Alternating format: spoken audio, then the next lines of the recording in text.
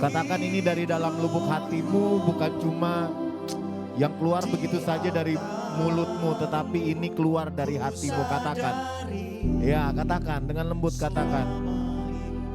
Ya, Bapak terima kasih Tuhan. Ini pujian kami, Bapak, pujian kami.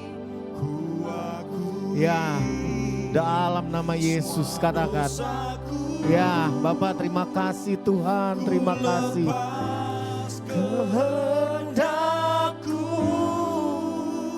biar seluruh nafasku memuliakan-Mu, Yesus Tuhan Kau Raja. Sekali lagi angkat pujian ini, angkat, katakan. Ku sangka sejak dulu Kau menunggu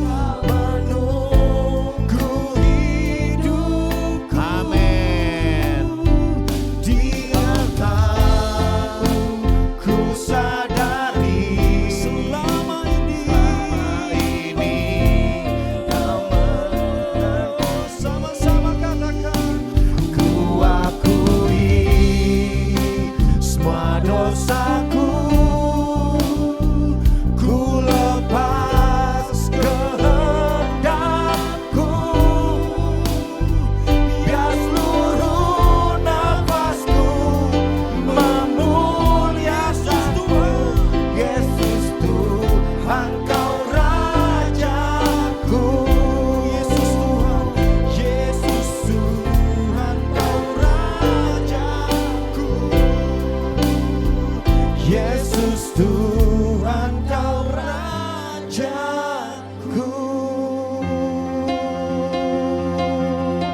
Ambil saat teduh, 2 menit aja ambil saat teduh. Rendahkan hatimu, tanpa Tuhan kau tidak akan pernah bisa hidup dalam kehidupan ini. Tanpa Tuhan kau tidak pernah bisa berpikiran lurus dalam kehidupanmu. Tanpa Tuhan tidak ada pikiran positif dalam kehidupanmu. Rendahkan diri kita, minggu hari ini rendahkan diri kita, rendahkan hati kita. Tuhan, kami mohon Tuhan, ini kami anak-anak-Mu Tuhan. Di minggu siang hari ini bukan cuma aktivitas rohani, enggak, bukan cuma pekerjaan bagaimana hari Minggu kami harus beribadah Tuhan. Bukan bagaimana ini suatu kewajiban kami seorang anak atau seorang tua harus atau seorang saudara yang harus datang sama-sama kumpul di tempat ini, enggak. Tuhan, kalau kami ada di sini itu karena kemurahan-Mu Tuhan. Kalau kami bisa melihat keluarga kami di sekitar kami itu karena kemurahan-Mu Tuhan. Kalau kami sampai masih bisa hidup sampai dengan hari ini itu karena kemurahan-Mu Tuhan. Bapak terima kasih Tuhan buat hati yang baru atas setiap kami Tuhan, terima kasih. Terima kasih buat proses kehidupan Tuhan yang Kau tempatkan atas kami semua. Kami mengucap syukur Tuhan. Bapak biar firman-Mu siang hari ini tepat Tuhan. Ada dalam lubuk hati kami. Hingga pikiran kami sanggup menerimanya Tuhan. Enggak sampai di situ saja Tuhan. Biar Roh Kudus pimpin kami agar kami bisa melakukan firman ini Tuhan. Bapa, di dalam nama Tuhan Yesus Kristus. Pakai setiap kami, indera kami Tuhan, Kau pakai Tuhan. Bagaimana kami mendengar, bagaimana pola pikir kami. Bagaimana nanti kami akan melakukan firman ini Bapa. Di dalam nama Tuhan Yesus Kristus. Kami siap Tuhan, bukan hanya sebagai pendengar, tetapi sebagai pelaku firman Tuhan dalam kehidupan kami. Kami mohon kekuatan datang daripada-Mu. Kami mohon Tuhan hikmat datang daripada-Mu. Di dalam nama Tuhan Yesus Kristus kami berdoa dan mengucap syukur. Haleluya. Amin.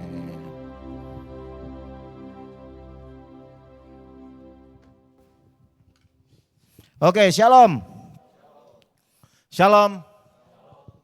Ya, hati-hati. Siang ini terjebak sama pikiran kita karena siang itu lapar, ngantuk, lelah, jam-jam istirahat siang nih. Apalagi harusnya hari Minggu istirahat, kita diperhadapkan harus dengan ibadah, gitu ya. Ada di sini mungkin sebagian saya nggak tahu ibadah itu sebagai tuntutan, tapi saya mau bilang itu ada di zona hijau namanya. Kemarin saya habis sharing di kantor Desra. Jadi kita tuh harus stop ada di namanya zona hijau. Karena beberapa hari waktu saya udah mulai masuk ke lapangan pekerjaan, ternyata kita tuh Indonesia ini lagi nggak di zona hijau gitu loh, lagi di zona merah. Utang negara udah sampai 8.000 triliun. Jomplang kekayaan, yang kaya semakin kaya, yang miskin kegencet, yang di tengah engap. Jadi lagi parah-parahnya. Karena BUMN sekarang aja udah nggak bisa bergerak, semua ada Danantara. Dan Danantara itu nggak bisa dipegang oleh siapapun, termasuk KPK. Jadi kita maksudnya gini, bukan berarti Danantara nggak benar, enggak. Jangan salah sikap. Hati itu mesti sikap sesuai dengan firman Tuhan. Terus fungsi kita apa? Fungsi kita berdoa. Amin. Itu yang harus kita lakukan. Kalaupun ada satu instansi yang gak bisa disentuh sama siapapun, tapi cuma satu hal yang bisa mengubahkan segalanya, yaitu apa? Kuasa Tuhan. Gitu loh. Makanya saya selalu bilang, kemarin akhirnya saya buka pemuritan misiologi di tempatnya Pak Iksan.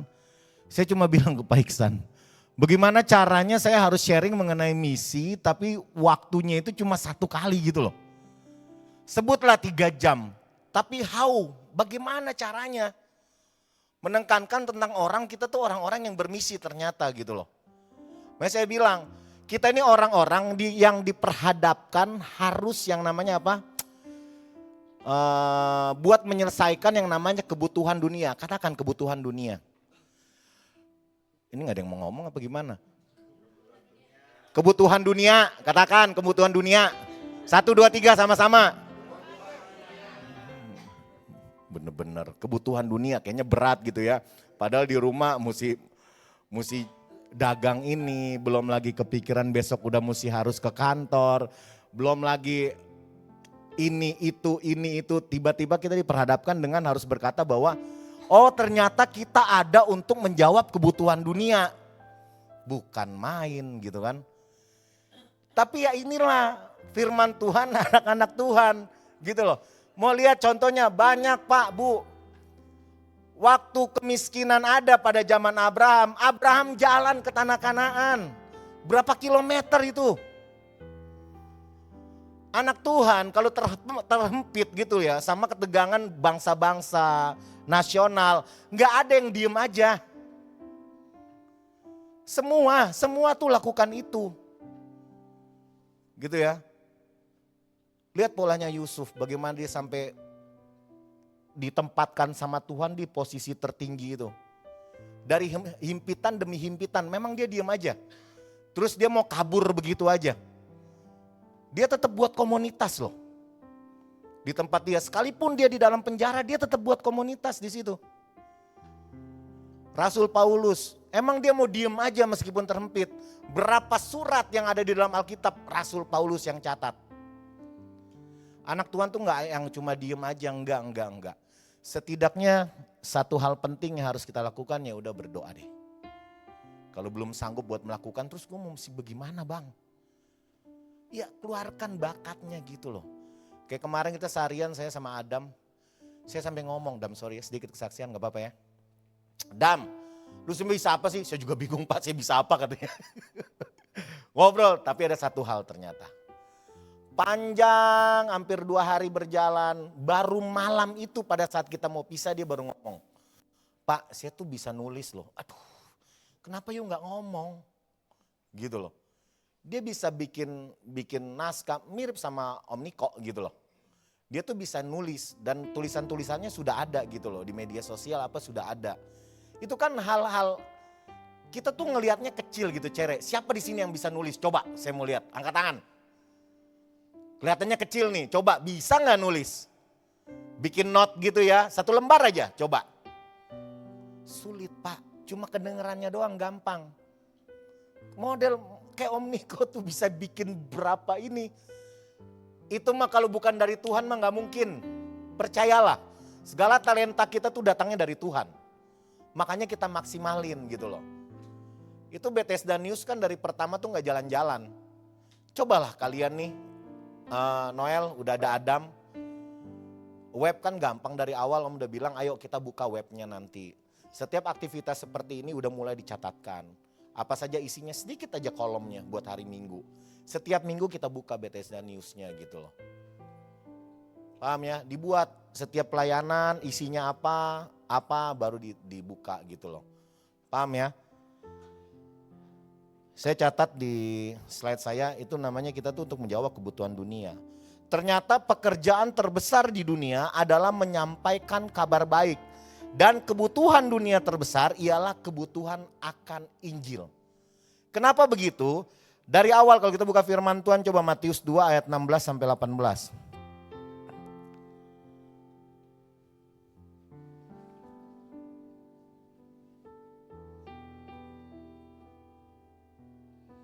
Ayat 18 sampai 19.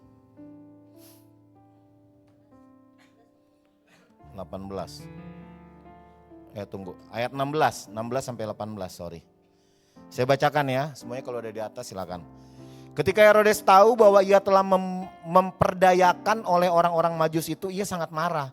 Lalu ia menyuruh membunuh semua anak di Betlehem, bayangin. Menyuruh membunuh semua anak di Betlehem, gitu ya, satu kota besar nih. Dan sekitarnya, bukan cuma Betlehem, dan sekitarnya. Yaitu anak-anak yang berumur 2 tahun ke bawah. Sesuai dengan waktu yang dapat diketahuinya dari orang-orang Majus itu. Dengan demikian genaplah firman yang disampaikan oleh Nabi Yeremia. Terdengarlah suara di Rama, tangis dan ratap yang amat sedih. Rahel menangisi anak-anaknya dan ia tidak mau dihibur sebab mereka tidak ada lagi. Ini ngomongin apa? Mereka tidak ada lagi. Anak-anak itu jelas mati, Pak. Dari awal krisis kehidupan tuh udah ada. Ini cuma kita tuh baca cuma begitu aja. Coba deh kita masuk gitu. Dari ayatnya, waktu momennya, waktu tempat itu ada.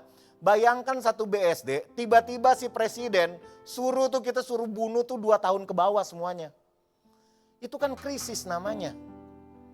Dari awal krisis udah ada. Sampai sekarang itu akan berjalan terus. Nah fungsinya kita apa? Ntar Pak saya mau bikin pangkalan militer. Enggak juga jauh ke sana Pak, berdoa aja dulu. Doa aja nggak pernah. Tanda kutip, saya nggak bilang nggak generalisasi yang dengar tiba-tiba nggak. Maksudnya gini, coba kita naik step nih. Karena apa? Kita tuh diperhadapkan orang-orang yang sudah melayani Tuhan. Amin. Harusnya doanya tuh next step. Bukan cuma rutinitas rohani saja. Gitu loh. Ada fakta-fakta Alkitab itu yang sudah hilang, yang ditutup sama si jahat. Melalui apa? Pikiran kita. Dia tuh selalu tutup dengan pikiran kita. Kemarin ada beberapa nurani saya dibilang, kenapa hidup saya begini-begini aja ya bang? Saya udah berdoa, saya udah baca Alkitab. Dia bilang emang dengan berdoa Tuhan akan, waduh benar-benar saya bilang. Itu berarti dari awal yang engkau lakukan itu cuma aktivitas rohani saja. Kita cek ke belakang, apa yang kamu lakukan? Disiplin gak engkau dengan kerohanian kalian? Pelayanan sih jalan terus, ke penjara jalan terus, ngomongin orang jalan terus. Gitu loh. Pelayanan jalan terus, gitu loh. Percabulan jalan terus. Itu kan aktivitas rohani itu pelayanan itu akhirnya. Betul? Disiplinnya gak ada, ngomongin apa? Firman Tuhan gitu loh. Kita buka. Ada fakta yang disembunyikan. Fakta pertama tuh karunia hidup yang kekal. Iblis lu selalu tanam sama kita. Ngomonginnya apa? Mati. Kalau ada masalah gimana? Bagaimana cara kita bunuh diri? Bagaimana cara kita udah gak usah ada lagi deh di sini? Bagaimana cara kita, gua udah gak mau lagi di Bethesda? Betul apa betul? Fakta. Padahal firman Tuhan bilang apa? Jawab Yesus apa? Akulah kebangkitan dan hidup. Barang siapa percaya kepadaku, ia akan hidup walaupun ia sudah mati. Ngomong mati itu Pak, itu tuh kematian daging kita. Waktu you ditampar dalam komunitas you, waktu lu diomongin dalam komunitas lu, waktu lu gak dianggap dalam komunitas lu, itu tuh. Kalian siap dalam pertumbuhan rohani kalian. Percaya deh. Kenapa? Waktu kita keluar kaki kita dari komunitas itu, waktu kita sudah mulai yang namanya penginjilan dan pemuritan, kita udah gak akan ke distrek lagi di luar sana. Kita udah dapet latihan kita dari dalam. Amin. Ini tempat latihan yang sesungguhnya. Kalian mau latihan nanti kapan? Tunggu penginjilan, ketemu orang baru latihan sama dia. Waktu kamu nginjilin satu orang, tiba-tiba dia ngejelekin kalian di orang lain, tiba-tiba kalian tahu, akhirnya kalian tinggalin tuh. Tuhan gak mau itu, makanya dibikinlah. Waktu ayat 28 itu berkata begini, Matius 28. Pergi jadikanlah semua bangsa murid. Kekristenan itu cuma dua, Pak. Yang pertama penginjilan, yang kedua pemuritan. Gak bisa, gak ada yang di luar dari itu. Banyak penginjil, banyak. Jatuh dalam dosa. Karena apa? Gak dimuridkan. Ada juga pemuritan, setiap hari memuridkan, penginjilan nggak pernah. Bagaimana cara bertumbuh? Ini dua hal ini harus kita lakukan, amin. Ya, di dalam komunitas kalian, dimanapun kalian berada, ingat baik. Nggak bisa, kalian tuh harus melakukan yang namanya penginjilan, katakan kabar baik dalam kehidupan kalian, dimanapun berada. Kedua, harus dimuridkan, tidak bisa tidak. Waktu dilatih dalam pemuritan karakter kalian, di tempat penginjilannya nanti Tuhan akan bawa. Amin. Itu fakta yang dunia tuh sikat gitu loh. Kita tuh sampai hilang gitu loh. Next, iman yang total, penyerahan diri, mengalahkan kematian yang tadi saya udah bilang. Baru hidup yang berkelimpahan. Buka 1 Korintus 2 ayat 6 sampai 12. 1 Korintus 2. Iya. Yuk sama-sama kita baca. Saya ayat genap, kalian yang ganjilnya. Mulai dari saya ayat genapnya. Sungguh pun demikian kami memberitakan hikmat di kalangan mereka yang sudah matang. Yaitu hikmat yang bukan dari dunia ini dan yang bukan dari penguasa-penguasa dunia ini. Yaitu penguasa-penguasa yang akan ditiadakan. 7, 1, 2, 3.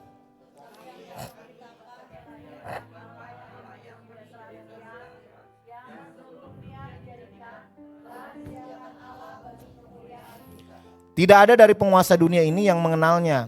Sebab kalau sekiranya mereka mengenalnya, mereka tidak menyalibkan Tuhan yang mulia. 9, 1, 2, 3.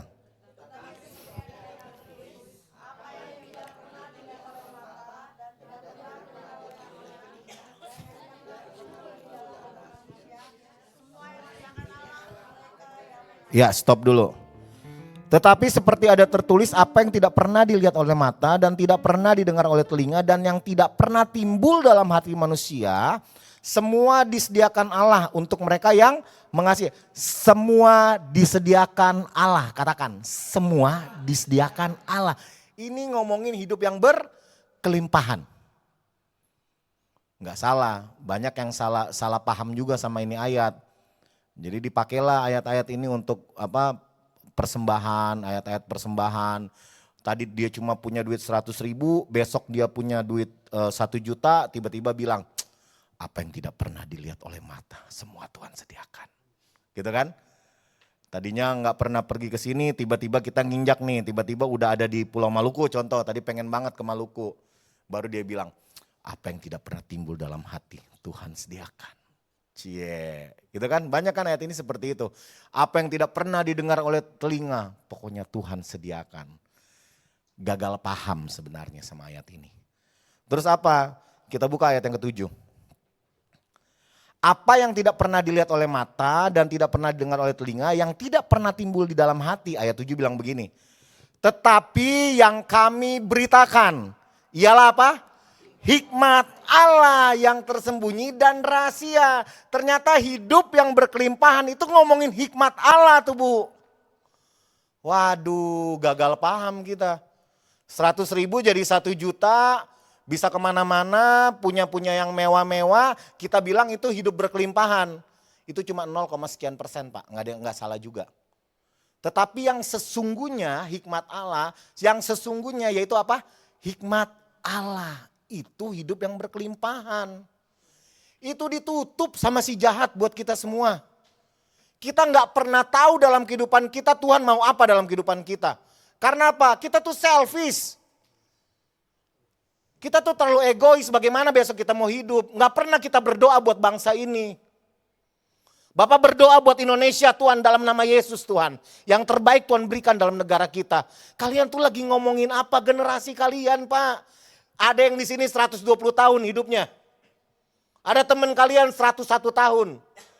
Semua kita akan selesai, akan tamat. apa yang harus kita berikan ke generasi kita kalau bukan doa buat Indonesia? Masih ada anak-anak kita yang tinggal di sini setelah kita pergi, Bu. Gitu loh.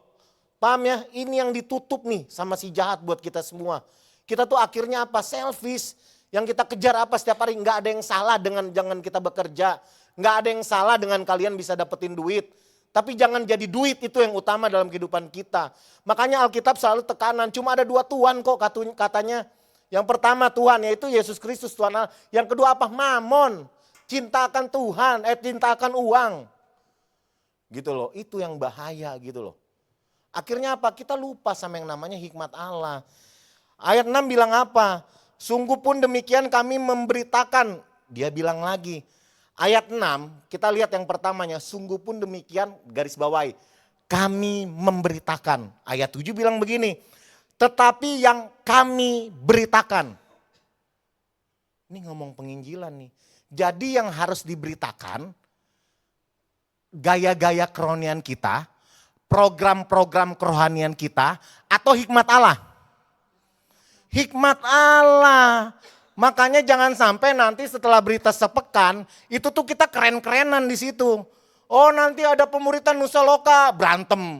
Oh nanti ada pemuritan Lagun, berantem dalamnya. Karena apa? Program biar keren hari Minggu nih. Nanti ada orang baca kita punya program.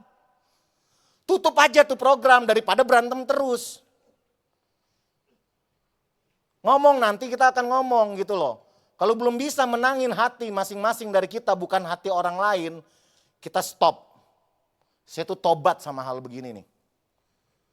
Kita bukan cuma sebentar di sini. Kasihan yang lain. Udah bang gak apa-apa lah bang. Kita mah segini-segini aja. Hati-hati itu kesesatan. Alkitab catat. Kita tuh jangan disesat juga sama pendeta-pendeta. Kalau dia punya jemaat sedikit dia ngekat. Gak apa-apa lah kita sedikit aja. Firman Tuhan itu mau kuantitas. Bukan cuma kualitas. Kenapa? Waktu Petrus bertobat, berapa orang bertobat? 3.000 Pak. Waktu Yunus bertobat, berapa orang bertobat? Waktu dia khotbah, 120.000 Niniwe. Tuhan mau kuantitas, kata siapa gak mau. Itu namanya pertumbuhan.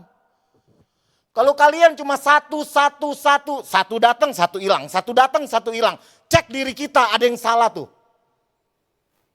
Firman Tuhan ya, ini bukan saya nih. Saya juga belajar. Kalau sampai cuma satu datang, satu pergi lagi. Aduh Pak, minta ampun Tuhan, minta ampun. Saya harus benerin lagi diri saya. Saya harus lebih dalam lagi sama Tuhan. Saya harus banyak berdoa lagi, saya harus banyak baca Alkitab lagi. Itu tuntutannya seperti itu, disikat sama iblis di mana? Waktu kita berasa gak bener, udah deh gue keluar aja dari sini. Udah deh kayaknya gue gak pantas nih. Bayangkan kalau saya gak hidup sama firman Tuhan, saya udah lama nih gak ada di mimbar. Siapa yang sanggup kalau secara manusia? Makanya Roma 8 bilang, kita tuh manusia gak ada yang tahu cara berdoa. Biar roh yang berdoa kepada Allah.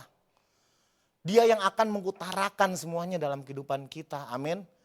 Itu poinnya. Fakta berikut bilang apa? Keterangan Yesus yang kedua kali. Bukankah banyak sudah ajaran-ajaran bahwa mereka tuh menyesatkan bahwa ini sebenarnya lebih perannya ke Islamologi. Jadi kayaknya kita lanjut deh next. Enggak di sini tempatnya. Oke next, ada fakta berikut yang disembunyikan, yaitu apa? Disiplin rohani. Kita buka firman Tuhannya. Amsal 15 ayat 31 sampai 33. Yuk sama-sama kita baca. 1, 2, 3. Orang yang mengarahkan telinga kepada teguran yang membawa kepada kehidupan akan tinggal di tengah-tengah orang bijak. Siapa mengabaikan didikan, membuang dirinya sendiri. Tetapi siapa yang mendengarkan teguran akan memperoleh apa? Akal budi. Takut akan Tuhan adalah didikan yang mendatangkan apa? Hikmat. Balik lagi tuh. Dan kerendahan hati mendahului apa? Kehormatan. Nah lihat. Ini lawannya dignitas. Kita ambil yang paling dari bawah dulu deh. Yang mendatangkan hikmat dan kerendahan hati itu apa? Mendahului kehormatan. Kerendahan hati mendahului kehormatan. Bilang kiri kanan. Ternyata kerendahan hati itu mendahului kehormatan lu loh. Berasa gak dianggap. Betul ya? Kok yuk kurang ajar sih? Gak ini dulu. Kok lu mau gue gini sih? Gitu ya. Kerendahan hati mendahului kehormatan. Firman Tuhan tuh keren banget. Semakin kalian rendah hati, sekalipun kalian gak dianggap. Lihat nanti Tuhan angkat. Kita tuh akan terhormat. Percayalah. Tuhan akan angkat kita semua. Kita akan hidup terhormat. Itu bukan karena mau kita, itu dengan sendirinya. Saya tuh hari-hari ini sampai gak enak gitu loh. Mau di persekutuan manapun datang, mau dimanapun. Saya tuh sampai baru bergerak sedikit, wih ini Pak. Saya kadang mau ambil minum, jangan biar saya mau ambil sendiri. Kayak kemarin contoh, tanya Adam. Pak mau kopi, di mana tempat kopi situ? Saya berdiri, jangan. Bu Gembala, padahal usia lebih tua daripada saya. Jangan Bu Gem, please saya bilang saya ambil sendiri. Jangan Pak, saya mohon Pak, saya ngambilin. Lihat Tuhan bawa ke hidup yang terhormat. Emang dari kita. Kalau dari kita sombong doang adanya. Betul ya Adam? Satu hari Adam kita ke sana, lihat Bu Gembalanya umurnya udah berapa. Saya mau berdiri aja ambil kopi, padahal itu kopi cuma deket di sini nih. Bu, please Bu, saya ambil, jangan Bu Gembala duduk. Jangan Pak, saya ambil. Itu Tuhan angkat tuh bener-bener. Coba deh kita latih diri kita. Jangan cuma gaya-gaya, hati-hati saya udah sering bilang, yang sering scroll-scroll TikTok. Hati-hati sama nilai kehidupan. Nilai kehidupan itu cuma filsuf aja. Kita kayak seakan-akan dilatih buat berbuat baik. Satu-satunya cuma kebenaran firman Tuhan. Latihannya dari situ. Jangan sampai kita cuma jadi motivator aja gitu loh. Apalagi udah pelayanan. Jadi seakan-akan setiap hari dengar firman Tuhan. Status firman Tuhan, kelakuan, ya ampun. Motivator gitu loh. Jadikanlah semua bangsa murid. Udah baptis berapa orang nih bulan ini? Enggak pernah, satu pun enggak. Udah bawa berapa orang ke komunitas? Enggak pernah dia datang sendiri. Gitu loh. Paling ada dari Bu Desra, mungkin dari Bang Yopi yang datang-datang. Gitu loh. Enggak pernah, enggak. Gitu loh. Ini nih kita disesahkan nih. Mulai dari ini saya tuh bertobat, saya tuh bener-bener. Udah sekarang kita tuh udah harus ada di zona merah. Sekarang zona merah itu tandanya apa? Udah punya harus kualitas ilahi. Karena apa? Waktu masa-masa penganiayaan di situ tuh kita dilatih supaya punya kualitas ilahi. Semakin kalian dianiaya, itulah kekristenan yang sesungguhnya. Kekristenan semakin dianiaya itu tuh bertumbuh. Paham ya? Yang terakhir. Masih ada dua sih. Ini yang tadi saya udah terangkan di depan, karena itu pergilah jadikanlah semua bangsa muridku dan baptislah mereka dalam nama Bapa, Anak dan Roh Kudus dan ajarlah mereka melakukan segala sesuatu yang telah kuperintahkan kepadamu dan ketahuilah aku menyertai kamu senantiasa sampai kepada akhir zaman. Ini ada beberapa skup. Skup pertama itu karena pergilah itu ngomongin apa? Penginjilan. Jadikanlah semua bangsa murid itu ngomong apa? Pemuritan. Ini biar jadi orang-orang yang bertumbuh di dalam Tuhan. Amin. Ya, baptisan mereka dalam nama Bapa, Anak dan Roh Kudus nih. Dengar baik. Ajarlah mereka melakukan segala sesuatu yang telah kuperintahkan kepadamu. Paham gak di sini? Kita diminta supaya ajarlah mereka melakukan segala sesuatu yang diperintahkan kepada kita. Jadi yang ngerjain ini siapa? Kita dulu apa dia dulu? Hah? Coba Sambah, sini Sambah. Adam sini. Lu sekarang jadi Tuhannya ceritanya. Jangan sampai lu ya, nggak ada Tuhan lain ya Adam. Ntar lu buka sekte lagi. Ini ada Adam. Ini Allah nih, ini yang ngomong firman. Katanya Adam ngomong, ajarlah mereka, ngomong ke gua. Ajarlah mereka. Ya, mereka ini dong tunjuknya, ya gitu. Ajarlah mereka melakukan segala sesuatu, bilang ajarlah mereka, ngomongnya ke gua, matanya ke gua. Ajarlah mereka Nah ini ya ininya ya, ajarlah mereka melakukan segala sesuatu sama seperti yang aku ajarkan kepadamu. sama seperti yang aku ajarkan padamu. Nah itu kata Allah, paham gak? Yang pertama tuh ke siapa? Kita dulu lakukan, baru gue ngomong ke Samba. Bah, betul? Gitu ya. Ini kita sering miss di sini. Sering yang di sini lakukan. Enggak, motivator aja, ya kan? Motivator aja, kasih tahu. Dia ngelibet dikit sama orang lain, bus hilang. Silakan Dam, makasih. Mbah, makasih. Ya, ini poin ketiganya. Ajarlah mereka melakukan segala sesuatu yang telah kuperintahkan kepadamu. Kitanya dulu, kita lagi. Untuk kemuliaan kita juga kata firman Tuhan. Jadi hikmat Allah itu yang tersembunyi itu buat kemuliaan kita manusia. Ya ampun. Tuhan tuh. Kita tuh egonya minta ampun. Nggak bisa ditoel dikit. Nggak bisa dibilang salah. Padahal kemuliaan buat kita. Segala sesuatu kehormatan buat kita. Ada Tuhan bilang kamu lakukan ini, nanti kehormatannya saya punya ya. Itu Tuhan yang sebelah tuh. Tuhan kita nggak begitu.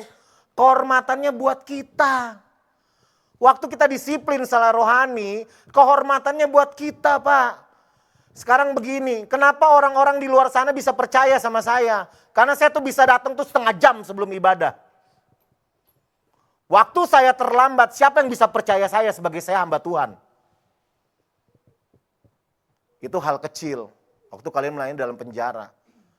Lihat, penjara akan lama-lama hilang percaya sama kita. Karena apa? Kita nggak bisa disiplin secara rohani. Santai aja tuh, datang jam 10. Dari 4 tahun lalu gue udah bilang, jam 10 masuk, setengah 10 sudah ada. Biar kita nggak ngos-ngosan. Waktu kita masuk, kita ngos-ngosan, orang ngeliat. Bukan kalau kita bilang kita harus jadi terang. Datang dengan senyum, karena kita di luar udah ngopi, udah makan, udah nyemil. Lihat di rutan di Cipinang. Datang setengah jam sebelumnya, saya ajak dia tuh pada makan sate. Perut kenyang, mulut senyum. Keluar masuk ke dalam Cipinang, orang lihat, wah luar biasa. Jangan baru udah keringet-keringetan turun dari ini, lari-larian masuk ke dalam. Mana, keyboard mana? Lihat pandangan manusia tuh. Itu cara buat orang tuh melihat Tuhan. Bisa kok, bukannya enggak, percayalah. Apalagi yang kerja-kerja. Coba kalian tiba-tiba besok diperhadapkan harus punya urusan 4 miliar, 5 miliar. Orangnya mau datang jam 10, apalagi artis. Jam berapa kalian datang? Jam 8 pagi. Janjian jam 10. Tuhan bukan main. Ntar dulu deh. Itu tuh, itu disesakan tuh. Kita harus bertobat atas itu semua. Amin. Poin ketiga udah bilang, ajarlah mereka melakukan segala sesuatu yang telah kuperintahkan kepadamu. Nah ini ingat baik, ini yang paling penting poin nomor 4. Dan ketahuilah, dengar baik, you harus tahu apa? Aku, Tuhan, menyertai kita senantiasa sampai kepada akhir zaman kita nih. Di dalam kehidupan ini, dia akan sertai kita, itu janjinya. Makanya pelayanan yang paling sulit hidup bersama. Ini bukannya ngomongin hidup bersama. Waktu dibilang aku menyertai engkau. Contoh Tirsa, aku menyertai engkau. Kan saya berjalan sama-sama dengan Tirsa. Betul? Memang sulit, tapi dia kasih kita kekuatan. Kekuatan yang model gimana? Kan banyak sekarang ada beberapa tuh tim pelayanan di luar juga. Bang, ini saya ini sama pendeta ini. Sekarang mah saya kalau sama dia udah gak akan saya ke distract. Tapi marah ngomongnya. Saya bilang ke dia, Bapak jangan ke distract Pak. Enggak lah, orang kurang ajar kayak begitu kok saya ke distract. Orang yang kurang ajar kayak gitu kok saya ke distract. Itu bukannya lu masih ke distract Pak. Orang yang jangan salah tangkep sama itu kata gitu loh. Bilang gak ke distract itu, lu tuh udah sahabat gua. Sekalipun lu aniaya gua. Makanya firman Tuhan catat, minta berkat sama orang yang udah jahatin lu. Itu ngeri firmannya. Bagaimana cara kita minta berkat sama orang yang udah jahat dalam kehidupan kita? Apa nilainya engkau baik sama orang yang sudah baik, kata firman Tuhan. Bisa nggak lu jahat sama orang yang jahat sama lu? Itu ngomong nggak ke distract. Jangan tanya, besok ditanya nggak ke distract, dia masih kita panas-panasin, masih kita omong-omongin, masih kita ini. Nggak ke distract ya bener lah nggak ke distract gitu loh. You bener-bener total dalam hati sudah memaafkan kehidupan dia, amin. Siap-siap semuanya. Mudah kok kalau kita dengar firman Tuhan. Banyak orang bilang nggak mudah, nggak. Mudah kalau kita bareng-bareng sama firman Tuhan. Hidup dalam roh, amin. Yang terakhir. Hidup yang dipimpin oleh Roh Kudus. 1 Korintus 3 ayat 6-9 bilang begini. Aku menanam, Apolos menyiram. Tetapi Allah yang memberi pertumbuhan. Dengar baik ya. Aku menanam, Apolos yang menyiram. Tetapi Allah yang memberi apa? Pertumbuhan. Nih garis bawahi semuanya. Karena itu yang penting bukanlah yang apa? Yang menanam atau yang menyiram. Melainkan apa? Allah yang memberi pertumbuhan. Firman Tuhan bilang begini. Karena itu yang penting bukanlah lu. Kamu tuh gak penting. Apapun yang sudah kalian lakukan di dalam penginjilan kalian, apapun yang sudah kalian lakukan dalam pemuridan kalian, gak penting. Yang penting itu siapa? Allah. Kita sering sekali bilang diri kita tuh penting. Karena apa? Gue udah kasih sesuatu, gue udah kasih mereka duit pinjem. Gue udah kasih makan mereka, gue udah kasih tempat tinggal mereka, gue udah kasih transportasi buat mereka, gue udah kasih mereka kehidupan. Gak penting firman Tuhan. Tuhan yang memberi pertumbuhan. Bukan cuma buat orang lain, buat kehidupan kita. Amin.